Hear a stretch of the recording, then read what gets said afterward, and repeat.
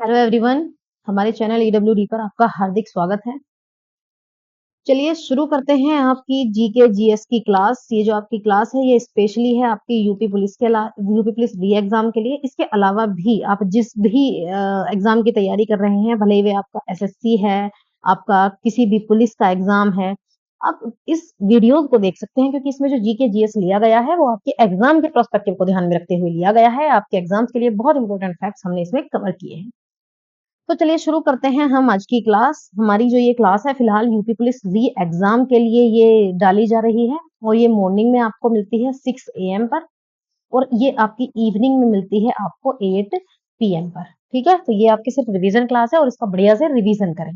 ठीक है, और इसे दोस्तों में शेयर भी करें क्योंकि आप सिर्फ अकेले नहीं हैं जो यूपी पुलिस का एग्जाम दे रहे हैं और इस बार आपको वर्दी लेनी है हर हाल में, तो तैयारी में लग जाइए अच्छे से।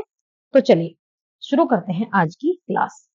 तो चलिए हमारा पहला क्वेश्चन है, भारत में सर्वप्रथम फसल बीमा योजना का जो शुभारंभ है वो कब हुआ था? फसल बीमा योजना शुभारंभ कब हुआ था? 1945, 1980, 1985 या 1988? इनमें से जो फसल बीमा योजना है उसका शुभारंभ हुआ था आपका वर्ष 1985 में। इन चीजों को याद करते चलिए, एक बार में याद नहीं होती है तो वीडियो को 2 से 3 बार देखना जिससे आप अच्छे से ये रिवाइज हो जाए। अगला प्रश्न है, 8वीं पंचवर्षीय योजना के अंतर्गत योजना आयोग ने भारत को कितने कृषि जलवायु प्रदेशों में विभक्त किया है? ये बात हो रही है 8वीं पंचवर्षीय योजना की। और पहले क्या था? योजना आयोग था। आपको पता है योजना आयोग जो हमारी प्लानिंग करता था, कब कौन सी योजना चलेंगी, देश के विकास में जो सहयोग करती थी। अब है हमारा नीति आयोग। ठीक है, अब जो कार्य करता है वो थिंक टैंक के रूप में नीति आयोग काम करता है। तो 8वीं पंचवर्षीय योजना में जो भारत के अंतर्गत जो क्या कहते हैं प्रदेश को, भारत को कितने कृषि जलवायु क्षेत्रों में विभाजित किया गया था? 10, 15, 20 या 25? तो ये जो प्रदेश थे ये थे आपके 15। तो भारत को इस समय 15 कृषि जलवायु प्रदेशों में विभाजित किया गया था। अगला प्रश्न देखते हैं, निर्यात हेतु आम की जो लोकप्रिय प्रजाति है वो कौन सी है? चलिए बताइए। ये तो सिंपल सा ऐसा क्वेश्चन है जो बड़ा प्रैक्टिकल है और इसको आप लोग जानते होंगे कि आम की वो कौन सी प्रजाति है जो देश से सबसे ज्यादा एक्सपोर्ट की जाती है, जो विदेश में सबसे ज्यादा भेजी जाती है, विदेश में सबसे ज्यादा ये जाती है, देश से बिकती है, वो कौन सी है? दशहरी, लंगड़ा, अल्फांसो या आम्रपाली? ये तो मैं आपका आईक्यू जानना चाहती हूँ इसमें कि ये कौन सा आम है जो सबसे ज्यादा विदेश में जाता है। तो देखिए साथियों, ये जो आम है आपका, ये है आपका अल्फांसो। तो जो अल्फांसो आम है ये आम की वो प्रजाति है जो विदेश में सबसे ज्यादा बिकती है, जो हमारे यहाँ से सबसे ज्यादा एक्सपोर्ट की जाती है। चलिए अगला प्रश्न देखते हैं, दीर्घकालीन कृषि ऋण किसके द्वारा प्रदान किया जाता है? लॉन्ग टर्म की बात हो रही है कि कुछ एक तो ये नहीं है छोटा मोटा 6 महीने का दे दिया, 1 साल का दे दिया, ये है लॉन्ग टर्म का। लंबी अवधि के लिए जो कृषि ऋण है ये किसके द्वारा प्रदान किया जाता है? प्राथमिक सहकारी सोसाइटी के द्वारा, जिला सहकारी बैंक के द्वारा, भूमि विकास बैंक के द्वारा या राज्य सहकारी बैंक? किसके द्वारा ये किया जाता है? ये किया जाता है भूमि विकास बैंक द्वारा। जो लॉन्ग टर्म एग्रीकल्चर लोन है, जो दीर्घकालीन कृषि ऋण है, ये आपका भूमि विकास बैंक के द्वारा दिया जाता है।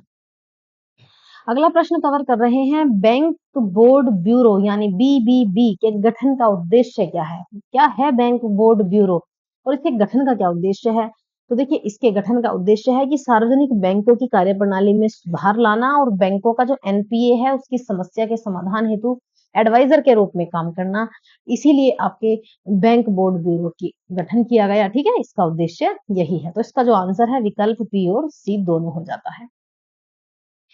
चलिए अगला प्रश्न हम देखते हैं, निम्नलिखित में से किसका निर्धारण भारतीय रिजर्व बैंक के द्वारा नहीं किया जाता?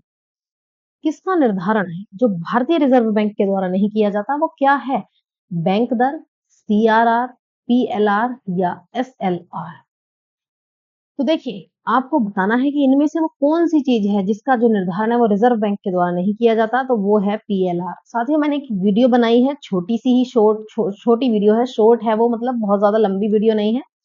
ठीक है, तो उसमें मैंने सभी जो टर्म्स हैं जो आपके बैंक्स में यूज किए जाते हैं, ठीक है, जैसे कि सीआरआर क्या है, कैश रिजर्व रेशो, पीएलआर क्या है, एसएलआर क्या है, बैंक रेट्स, तो इन सबको उसमें बताया गया है कि ये क्या चीज है, ठीक है।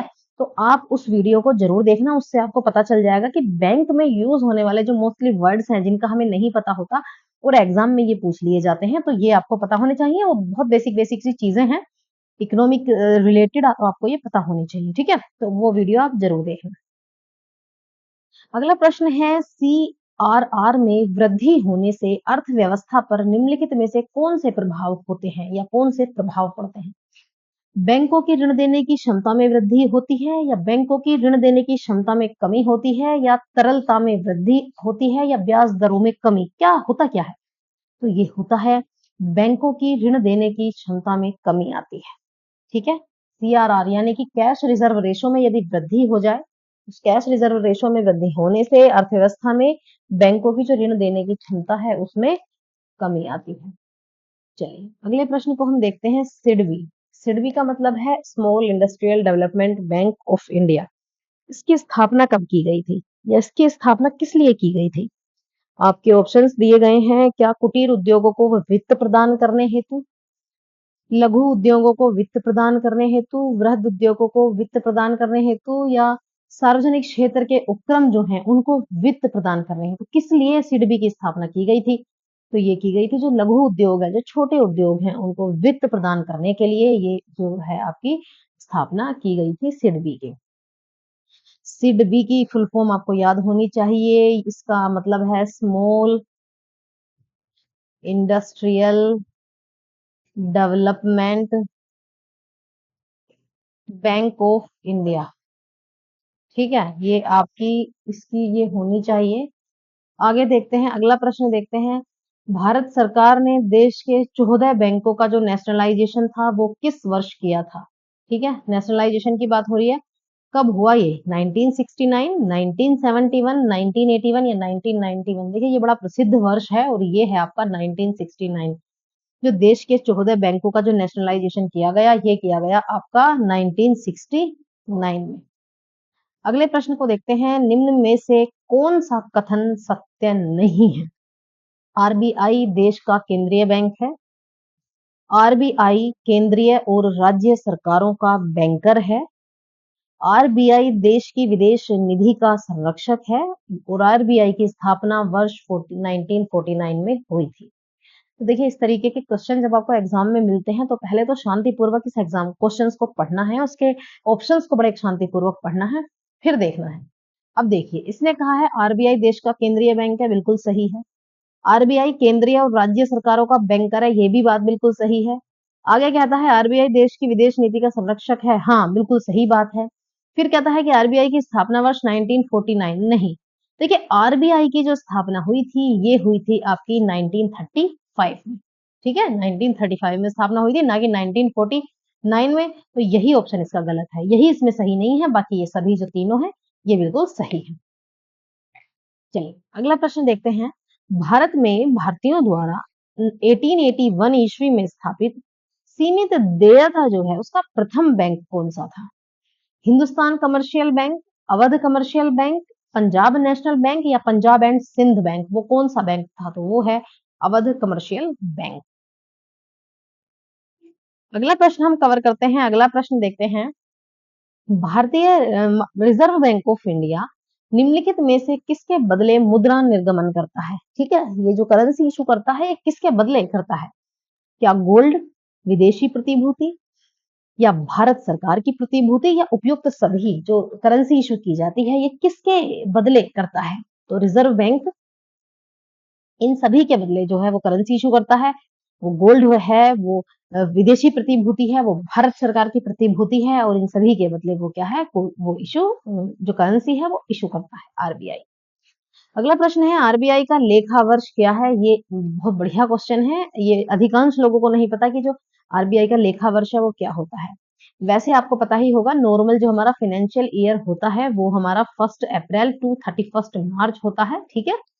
परंतु बात हो रही है आरबीआई की। जो आरबीआई का है बताइए, जनवरी दिसंबर, अक्टूबर से सितंबर या जुलाई से जून? तो जो आरबीआई का रिजर्व जो रेशो है, जो मतलब लेखा वर्ष है, वो है आपका जुलाई से जून, ठीक है। ये आपका 1 जुलाई से शुरू होता है और ये 30 जून तक आपका जो इसका फाइनेंशियल ईयर है। चलिए अगला प्रश्न देखते हैं। राज्य भविष्य निधि के अंतर्गत सरकार जो मुद्रा प्राप्त करती है उसे जमा किया जाता है, कहाँ किया जाता है उसे जमा? राज्य भविष्य निधि के जो अंतर्गत सरकार जो मुद्रा प्राप्त कर रही है उसे कहाँ जमा किया जाता है?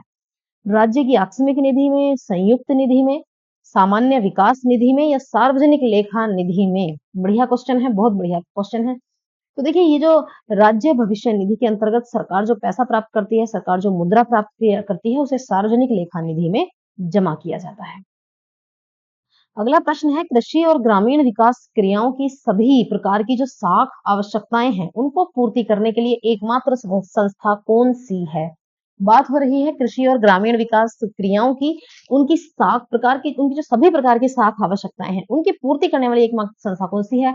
आरबीआई, नाबार्ड, एआरडीसी या नेफेड, एनएफई? तो इनमें से वो कौन सी है? तो वो है आपकी नाबार्ड। नाबार्ड का मतलब क्या है? नेशनल एग्रीकल्चर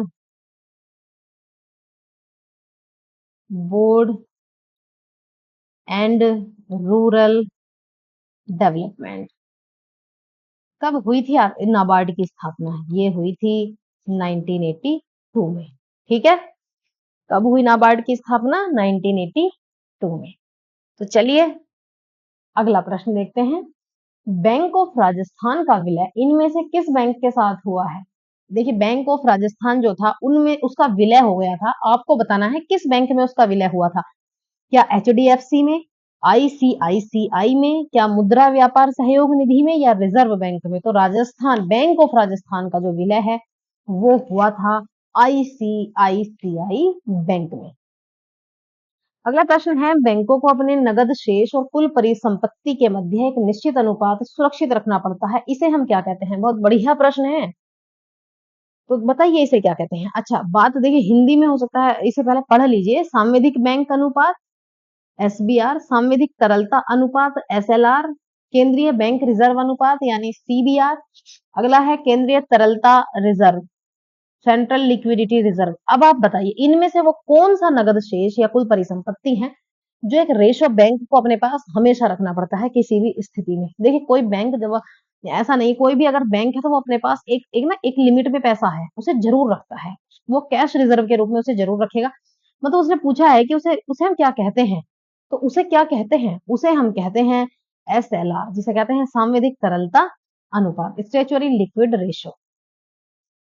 अगला प्रश्न है, भारतीय औद्योगिक वित्त निगम किस रूप में कार्य करता है? ठीक है, industrial finance corporation of India जो है ये किस रूप में काम करता है? क्या एक व्यापारिक बैंक के रूप में, एक विकास बैंक के रूप में, एक औद्योगिक बैंक के रूप में या इनमें से किसी भी रूप में नहीं? तो ये जो भारतीय औद्योगिक वित्त निगम है ये किस रूप में काम करता है? तो देखिए ये जो बैंक है, ये जो वित्त निगम है ये आपका कार्य करता है एक विकास बैंक के रूप में। ठीक है, जो भारतीय औद्योगिक वित्त निगम है ये एक विकास बैंक के रूप में कार्य करता है। अगला प्रश्न है, निम्नलिखित में से कौन सी संस्था है जो दीर्घकालीन औद्योगिक वित्तयन से संबंधित है? आईसीआईसीआई, आईडीबीआई, आईएफसीआई या सभी? तो इनमें से वो कौन सी संस्था है जो दीर्घकालीन औद्योगिक वित्तयन से संबंधित है? तो ये सभी, जो आईसीआईसीआई है, आईडीबीआई है, आईएफसीआई है, ये सभी दीर्घकालीन औद्योगिक जो वित्तयन है, फाइनेंस, उससे ये संबंधित है। अगला प्रश्न है, किसान क्रेडिट कार्ड योजना किस वर्ष लागू की गई थी? अच्छा प्रश्न है, तो किसान क्रेडिट कार्ड योजना बताइए कब लागू की गई थी?